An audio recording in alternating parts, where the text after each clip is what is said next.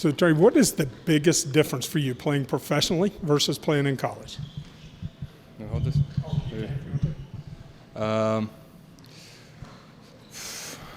You have a lot more time as a pro, you know. With college, you run around class to class. You got practice weights certain times and things like that. But pro, you got a lot more time on your hands. You know, you get your work in, and then you kind of have the rest of the day to kind of do whatever you want to do. So for me, it was big on just navigating that. You know, figuring out what to fill those gaps in with. Does that help you put more attention to your development? I mean, you know, obviously you can work out whenever you want to, those kind of things. But does that help you just focus more on basketball? Yeah, I mean, it's pretty much your life is just basketball when you're a pro, you know, unless you have a family, of course. But like for me, it's just me and my girl, and then it's pretty much basketball focused. You know, it gives you more time. You get to watch more film. You can break things down more. You know, you can really dive into it and figure out the ins and outs of like what you need to do, what you need to work on, but then how to apply it and make your time spent in the gym as productive as possible. What's the most important thing to being successful in this tournament and the way these games are played?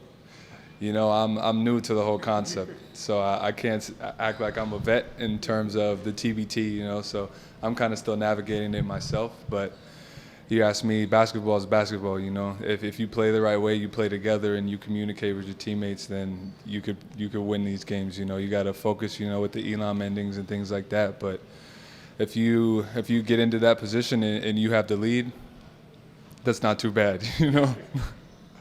Have you looked at or watched it in the past? Are you familiar with the Elum ending and how all that works? Yeah. I've seen a few games. You know, I'm not too familiar with it. You know, I've only seen a couple just because I've been doing my own basketball stuff, running around. But I'm excited to be a part of it.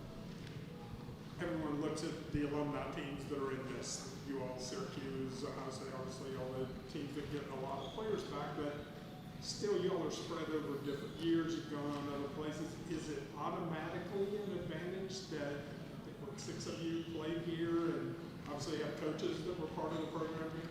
I mean, yeah, for sure. You know, regardless of the year, you know, there's a certain culture that is kept on the basketball court. So like I think going into this, we know what to expect from each other, and we know what to do to get us to flow together as well as possible. What do you have to do to help this team be successful?